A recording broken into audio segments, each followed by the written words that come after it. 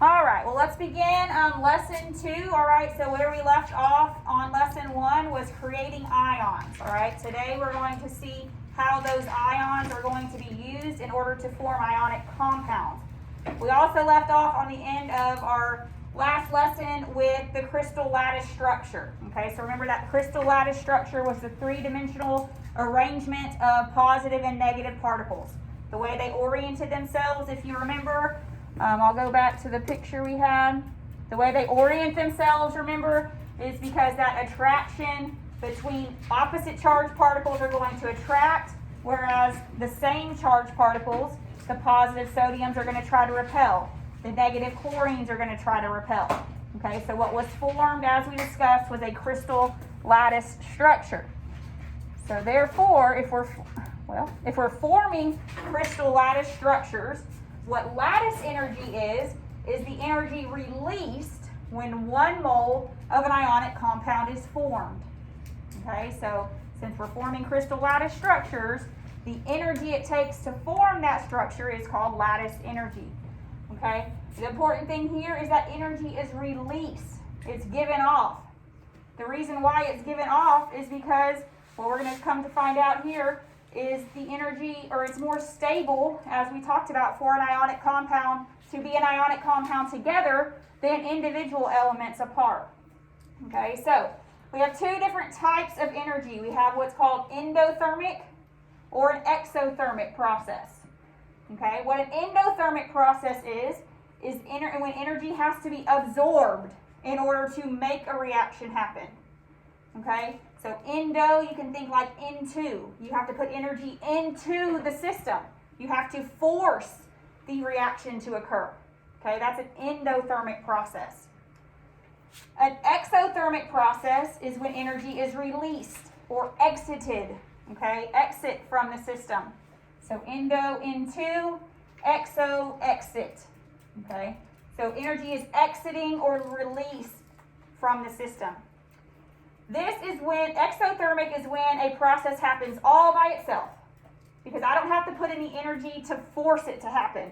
The reaction occurs and energy is released. This is favorable, okay? This is a stable process because it wants to happen.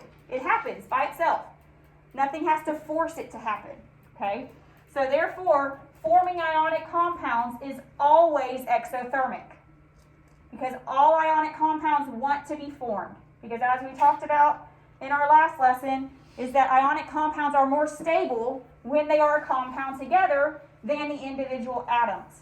Okay, so all ionic compounds are exothermic. They are all going to be created all on their own because they all want that full octet. They all want that outer energy level to be filled. Okay, so the ionic compounds are formed, energy is released from the system.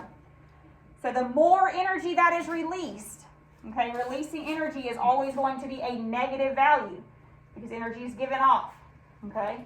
So the more negative, the more favorable, all right, or the more exothermic the process, the more that reaction is going to want to occur. The stronger that bond is, okay, because it happens more spontaneously. So the more negative, the more favorable, the stronger the bond is. Any questions on lattice energy? Give you another minute to make sure you get it written down, and then we will continue.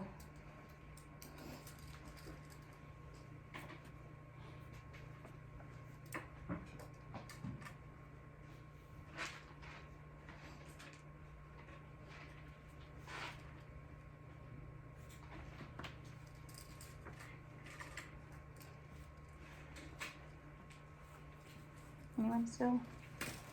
You got it? You still right? I'll give you. Okay, no problem.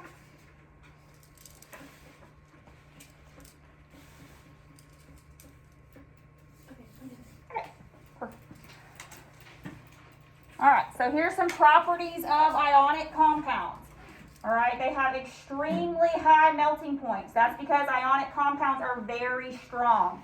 Because since those electrons are being gained or lost in order to form that perfect octet, and as we said, that compound is very stable together, wants to be together, it's going to have a very, very high melting point in order to break those bonds because the bonds are very strong together. Okay, so very high melting point, good insulators in the solid state. Remember we talked yesterday, or Tuesday, I'm all confused, Tuesday with y'all, that a solid ionic compound is a non-conductor because those ions are bound together. They're not able to roam freely. Okay, so since they're not a conductor, they're therefore very good insulators. The opposite is true in that liquid or molten state. Now, the ionic compound is a good conductor because those ions are either melted or dissolved in water, so the ions are roaming around and therefore have conductivity. They will produce electrolytic solutions when dissolved in water. So what that means is as those ionic compounds are dissolved in water, as I just said, the ions are going to break up, all right, and then have those electrons floating around with their charges to have conductivity. They are hard and brittle in that solid form.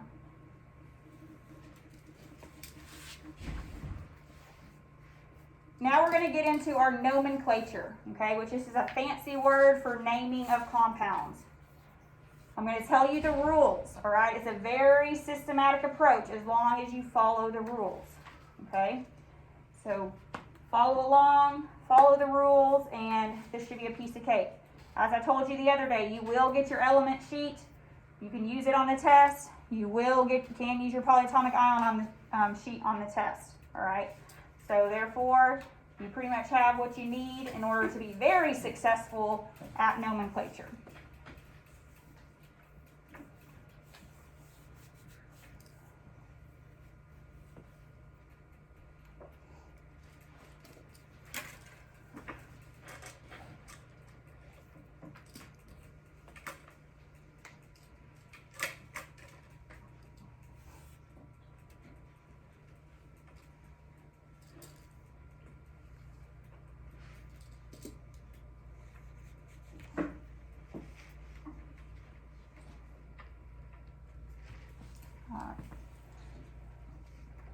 All right, so first off, formula unit. What the formula unit is just basically the formula of the compound. It represents the most simple ratio of the ions in an ionic compound. The important part there is the most simple ratio. If I can bond one cation with one anion and it's a perfect match, that's what my formula should tell me. Okay, I shouldn't write two of each thing. That'll make more sense once we start doing our formulas, but the most simple ratio. This is key to understanding why a formula is created, okay?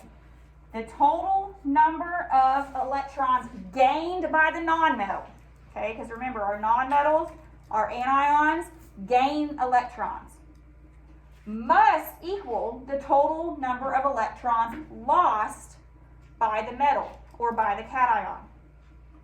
Okay, it has to be equal.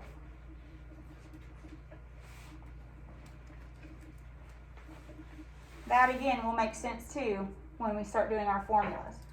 But however many electrons a cation is giving up, we must have anions taking that number of electrons.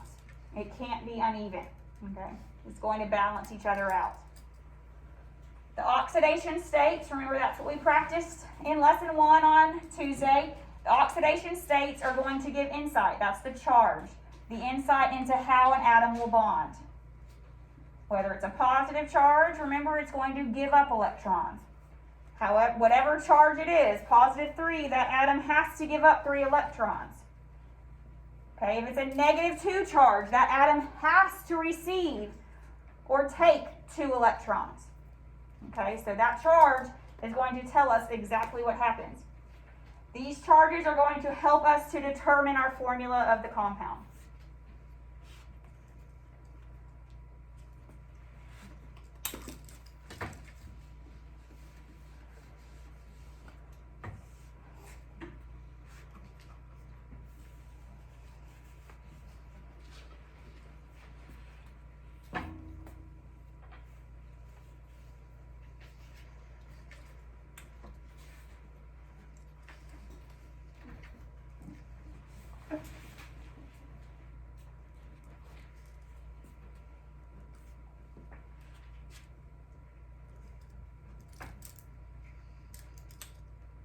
So if you don't already, get out your periodic table, get out your polyatomic ion sheet. We will be using those to determine the charges and, of course, the correct polyatomic ion.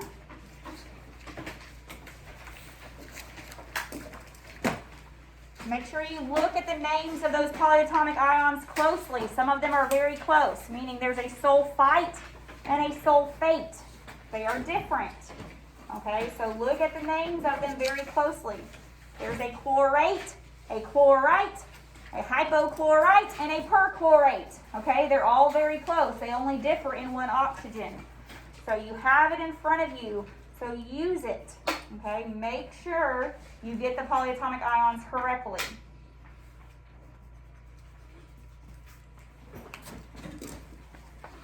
All right, so here are our rules. What is nomenclature? As I said, it's just a way to write the names and the formulas of our compound. So we're going to do both. We're going to learn how to write the name of a compound and how to write the formula of a compound. All right, so this is the first set of rules. The cation is always written first in the formula and the name. The cation always comes first.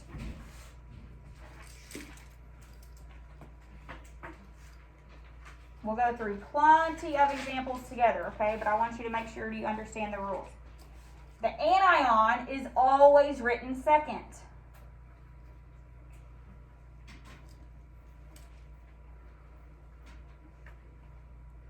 You're going to then use subscripts. Remember, subscripts are the little numbers at the bottom. Those subscripts, remember, tell us how many of those atoms we have. Well, what that's going to do is cancel out our charges. You're going to hear me say 1,000 times, crisscross. Crisscross your charges. Like I said, this will all make sense when we start going through examples, but just have the rules down so you can go back and reference them if it doesn't make sense. Put a parenthesis around the polyatomic ion.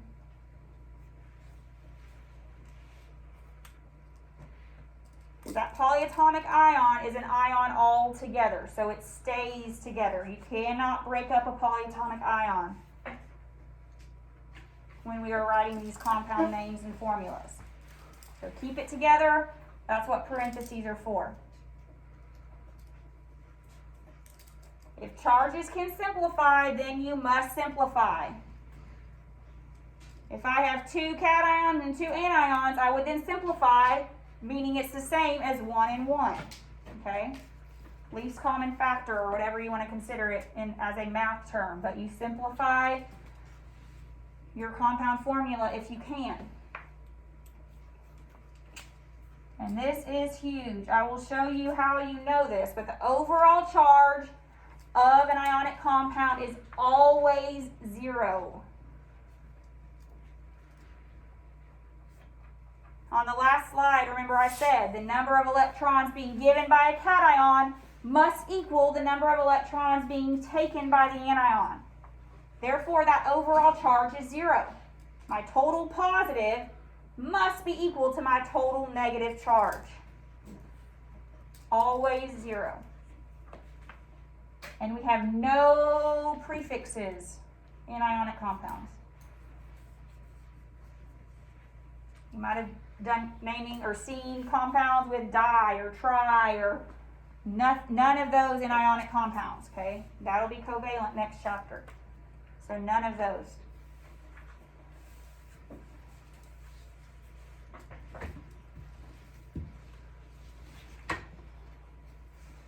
So now we're going to practice doing this.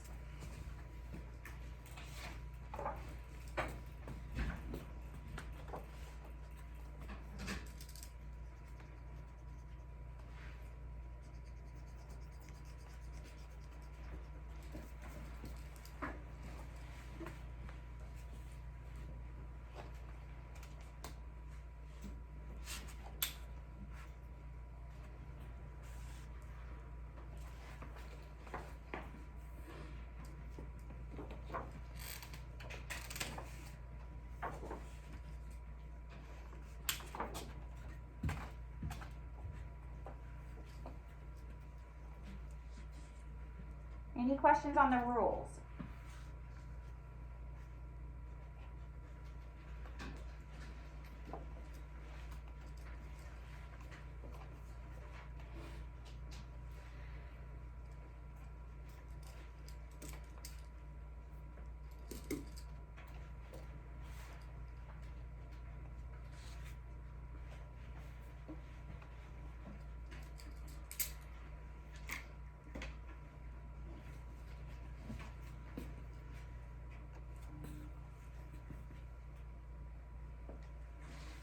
All right, so now we're just going to practice. We're going to write the formulas from these different ions together. Okay, so I'll show you. We're going to go straight through the rules, okay?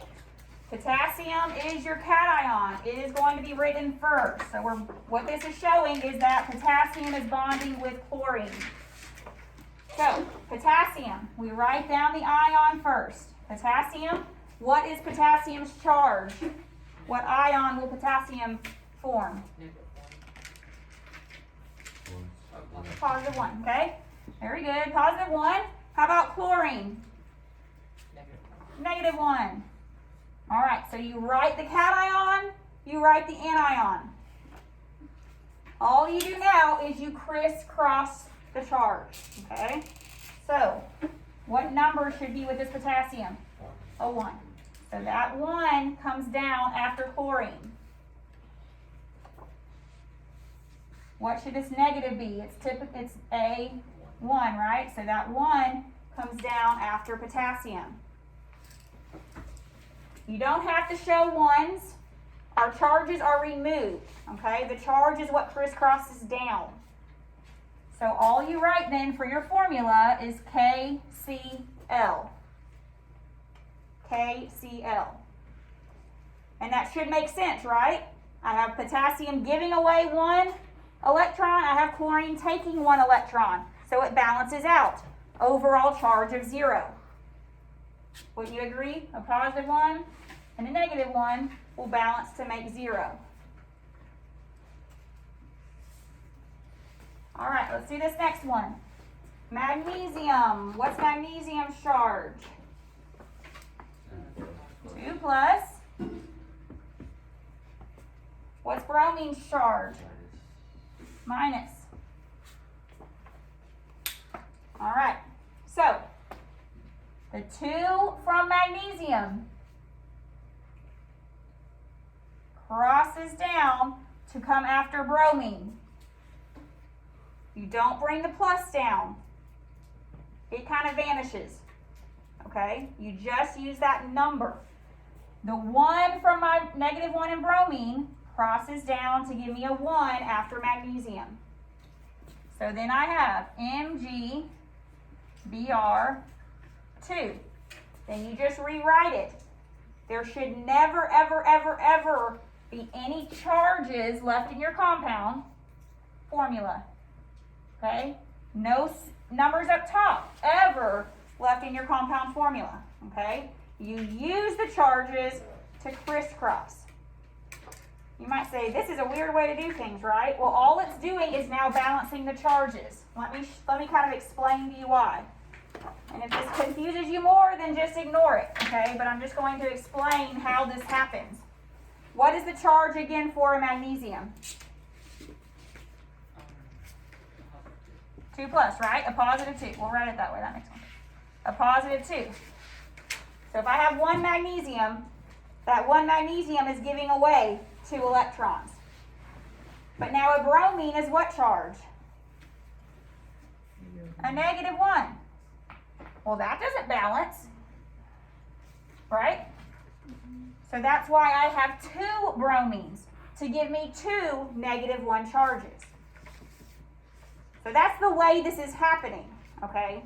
All you have to think about, crisscross, crisscross, crisscross. You don't have to think about this unless it helps you, okay?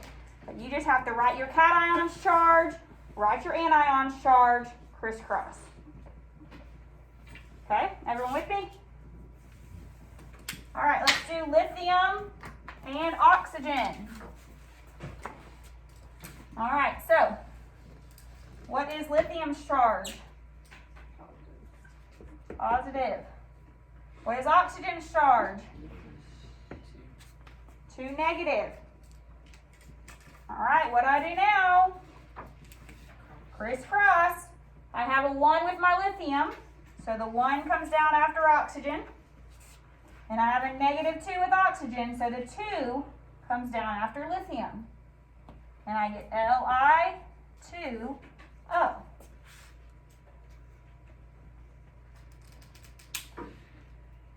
Now let me change this up a second. What if, just to show how, remember one of the rules was to simplify.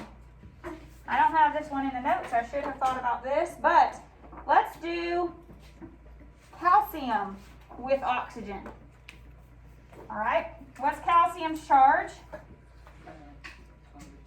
Very good. And oxygen we just did? Negative 2. So what do you think happens to those charges? They directly cancel out. You can still crisscross and say 2 and 2, but 2 and 2 is the same as 1 and 1, okay? So if you see that you have the same charge or the same subscript, you can then cancel them or simplify them, and it would just be CaO. Everyone see that? Because calcium's donating 2, oxygen's taking 2. So I just need 1 and 1 of each. Okay, so make sure, if you can simplify, that you do. All right, now we're going to do some with some polyatomic ions. Nothing really different, except remember, our rule says our polyatomic ion must be in parentheses. Okay, so we write our polyatomic ion in parentheses. We leave the charge outside. Once again, we only crisscross that charge. We don't mess with anything inside the parentheses. All right, so now we're doing aluminum carbonate. All right, so aluminum, what is the charge of aluminum? Okay, 3 plus, very good. Carbonate, find it on your polyatomic ion sheet, and you should see CO3, 2 negative. So this is the way you should write it. CO3 in parentheses, the 2 negative is the charge. That needs to be written up top. It's a charge, okay? Nothing else is different. We still crisscross. So the 3 from aluminum is going to cross down outside of the parentheses. That CO3 stays together. So what it means, we have 3 CO3s, okay? So you can't disturb those parentheses at all. The subscript comes down after the carbonate ion. All right, so how many aluminums are we going to have? 2. So the 2 from carbonate crosses to give us 2 aluminums. So then the way you would rewrite it, Al2, CO3, remember, keep the parentheses together, and then 3 of those.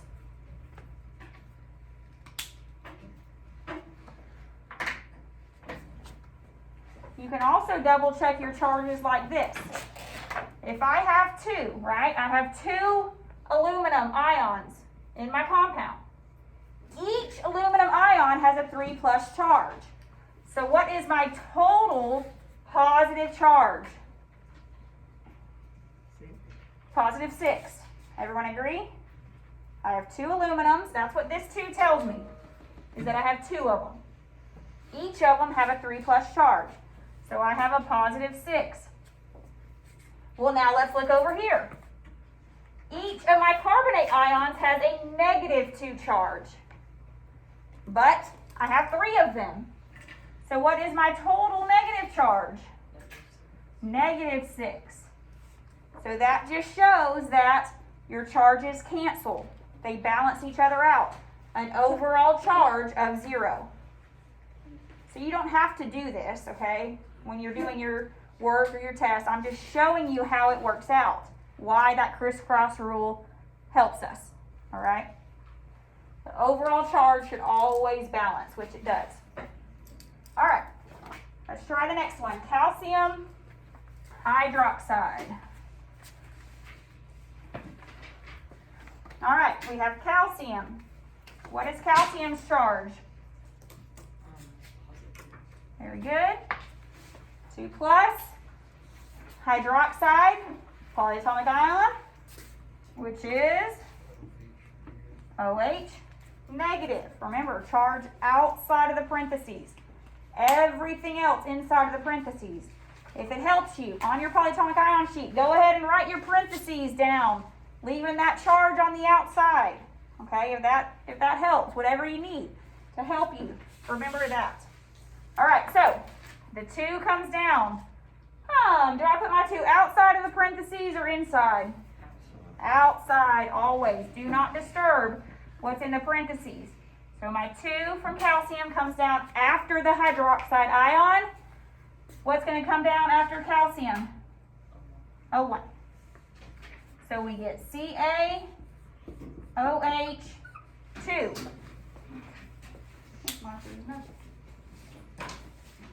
CaOH2.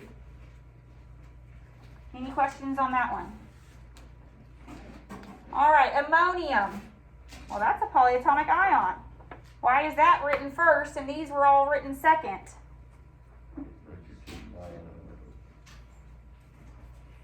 Say it again. Right, nitrogen is the anion. Ammonium is our only positive polyatomic ion. Okay? So cation always has to go first. I already gave you the order for that. So ammonium, polyatomic ion, so that goes inside the parentheses with the positive charge on the outside. NH4 plus. And nitrogen. What is nitrogen's charge? 3 negative. Once again, all we do is crisscross. So what number is going to come down after the nitrogen? 1. What number is going to come down after the ammonium? 3. Keep your parentheses.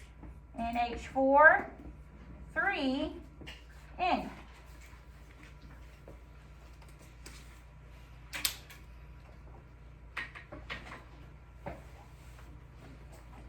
Any questions on writing the formulas?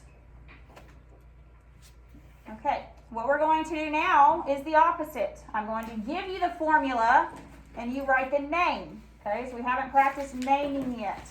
We're going to do the name now.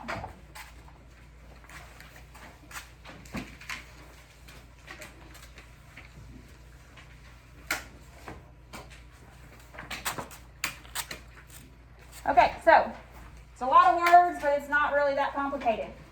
Rules for ionic nomenclature to write the name. Just like in our formulas, the cation always comes first. So whatever the cation is, write it down. You don't change that cation or the element's name at all.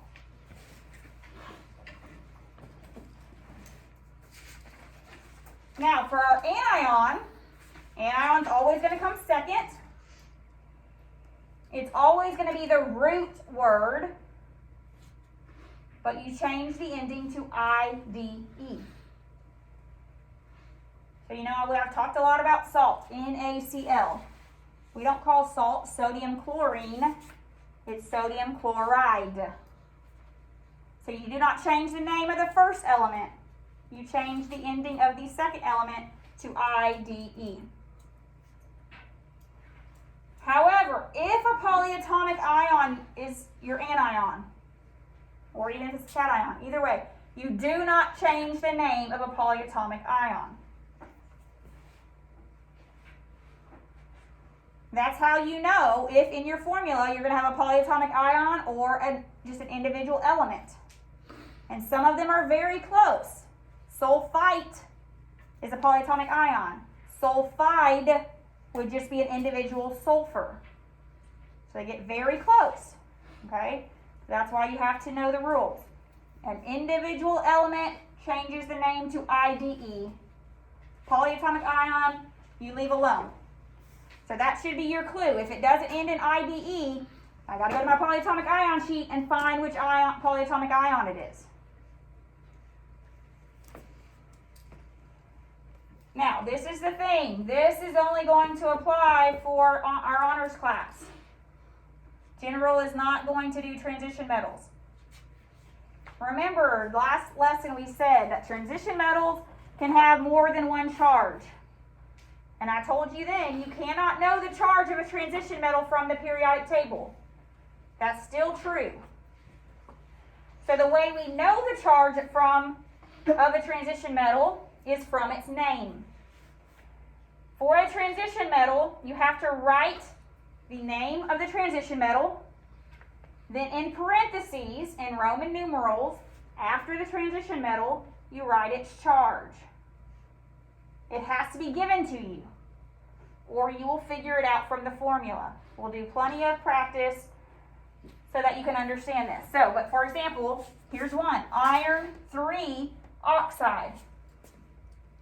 This 3 tells you iron's charge.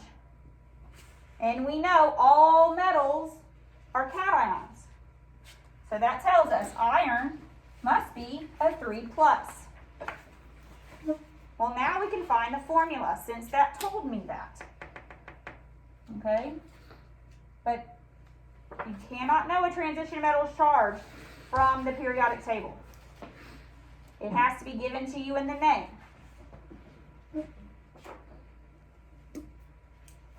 All right, any questions on that? So if you're writing the name, because what you're going to have to do on a worksheet like today or on test, you're going to be going back and forth. I'll give you the name of a compound, you'll write its formula, or I'll give you the formula, you'll write the name. So if you're going to give me the name and it includes a transition metal, you have to put the charge in parentheses once you figure it out. Everyone good? Take a deep breath. Y'all feel good? All right. Well, let's just practice it. All right. We've got a lot of practice here, but that's good because that's what we need to get good at this. So, if there's no transition metal, you write the cation, write the anion. That's all you have to worry about. You don't do a Roman numeral. You don't have to know anyone's charge. It doesn't matter because you can find it on the periodic table. That's why you don't need it. Okay? So, first one. Mg is what? Magnesium. Cl is what? Chlorine. How are we going to change the name of chlorine? Chloride. So the name is just magnesium chloride. Cation, always first. Anion second. If it's an individual element, we change the ending to "ide." If it's a polyatomic ion, like we're going to do next, we leave the polyatomic ion alone. All right, so here we have, what's the cation here? Calcium. All right, it should always be your clue. If there is more than one element together, find the polyatomic ion. So what is CO3? Carbonate. Remember, do not change the ending. Polyatomic ions, as you see, are always composed of more than one element. So that's your clue. If it's not just one individual element, it has to be a polyatomic ion. So don't write calcium carbon oxide. Don't do it. I see it every year, okay? But your names are always a cation, a anion. So you shouldn't have multiple elements listed out. Okay, look on your polyatomic ion sheet and find out which one it is. So calcium carbonate. Remember, we don't change the ending of the polyatomic ion. Okay, so this is where it gets, well, let's go ahead and do the ones without transition metals. Let's do number 4 first. What's our cation here? Potassium.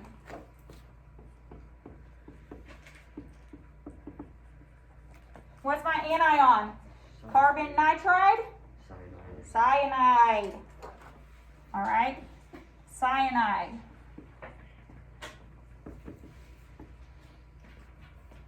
The reason why they're not in parentheses is because they have that 1 after it. If there's a 1 after your polyatomic ion, You do not have to put it in parentheses. If there's a number like this outside, you absolutely have to have parentheses.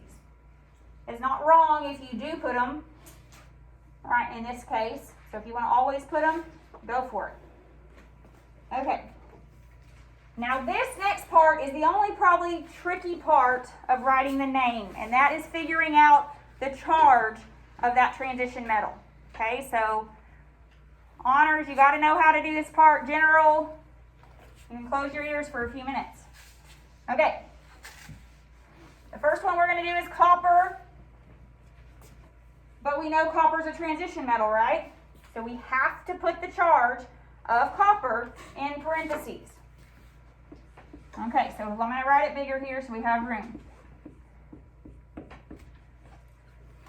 So we just practiced getting formulas, right? How did we get our formula? What did we do? We crisscrossed. So how do you think we can get back to the charges? Crisscross again. Uncrisscross, right? Or crisscross again. Right? I used my charges to crisscross to get my subscripts. Well, now since I have my subscripts, basically the same thing is now uncrisscrossing. Okay? So we're going to uncrisscross. When I uncrisscross, what charge do I get for my sulfate? 2 negative. What charge do I get for copper? 3 plus. One thing you need to check is check that anion's charge, and you'll see why later. Does sulfate have a negative 2 charge? On your polyatomic ion sheet. Is sulfate negative 2? Yes, so we're good. Okay, so we write down the name of our cation. Copper. Okay, it's a transition metal, so I must put the Roman numeral. So what is copper's charge? 3 plus, so 3, okay? Y'all know Roman numerals? 1. I see some crazy things sometimes. 3. 4 is I with a V. 5 is V. 6 is V1. I would never go higher than a 6. Okay? So copper, 3. That's where it comes from. Remember, not this 2.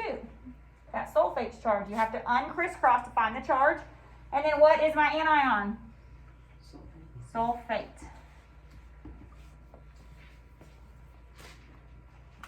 Any questions on that? All right. See the next one. AgOH. AgOH. So, is Ag a transition metal? Yes. So I have to include the Roman numeral. I must find out the charge. Okay, well, OH, what is that? Hydroxide. Okay, so let's uncrisscross our charges. When I uncrisscross, what charge do I get for silver? Positive 1. What charge do I get for hydroxide? Negative 1. Does hydroxide have a negative 1 charge? It does. So we're good. Everything's great. Write the name. All right, so what is our cation? Silver. What's silver's charge? 1. So I put that in parentheses. And then the name of my anion, hydroxide.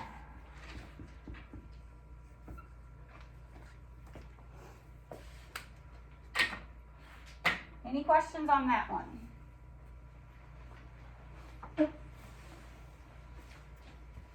All right, the next one, pay close attention. It might confuse you a little bit, but I will explain it and then over-explain it until you feel good about it. So, we have titanium, S2.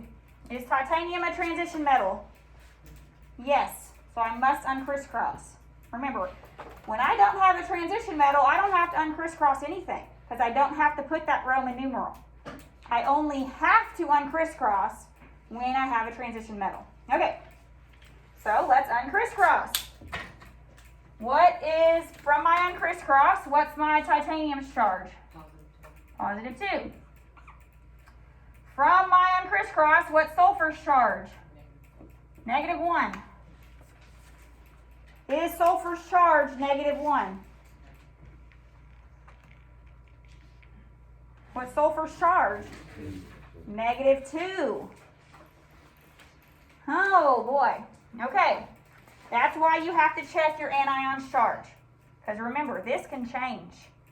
But the anion's charge is always the same, whether it's a polyatomic ion or whether it's an element on that periodic table. Remember, the anion is always the same. So, since it's not a -1, it has to be a -2.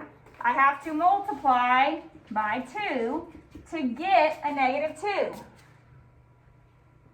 Y'all with me? Well, if I do that to my anion, I better do that to my cation too, right? So that gives me a +4. I'll show you why what happened in just a second. So let's write the name. We have titanium 4.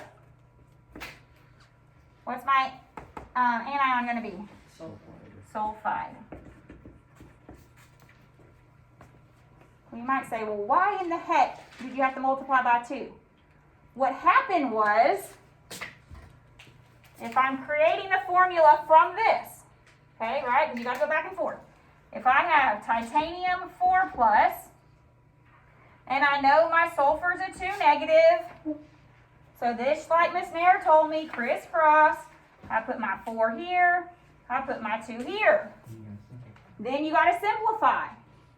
So that's how the formula came to be TiS2, which is what we started with. That's why it's that way. That's why I had to divide by 2, so I ended up having to multiply by 2. If you don't like that, let me show you one other way to think about this.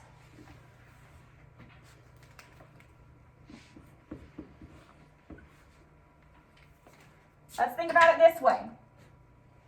If you like this better, you can do this on all of them, okay? Instead of uncrisscrossing, think about, okay, I have 2 sulfur ions. What is my sulfur charge? Always. -2. So how much negative charge do I have? -4. Y'all with me? I have 2 -2, so I have -4. Well, since I only have 1 titanium, what must my titanium's charge be to balance that out? +4. That's how my titanium has a 4 charge. So you can do it either way. You can uncrisscross every single time if you like that method. Just make sure when you uncrisscross, you check that anion's charge. If it's not correct, you have to multiply to make it correct. Therefore, you have to do the same with the cation. Or just do this, balance out your charges. Your anion charge will never change. That's why we always start with our anion. Okay? Then you balance it out with the positive charge of the cation. Any questions on that? All right, I think, yes, we have just, I want to write the formulas now because we have some with polyatomic ions and just one last practice, and then we will be done. This was a big lesson for today. So, let's write these formulas. Magnesium bromide. What's magnesium's charge? Very good. What's bromine? -1. So we crisscross. 2 and a 1. So don't just put MgBr. You have to take into account the charges and crisscross them. So MgBr2.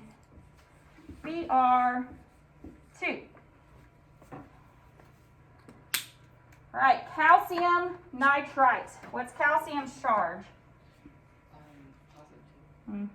Good. Nitrate, it ends in 8, right? So don't look up nitrogen. That's how we know it's a polyatomic ion.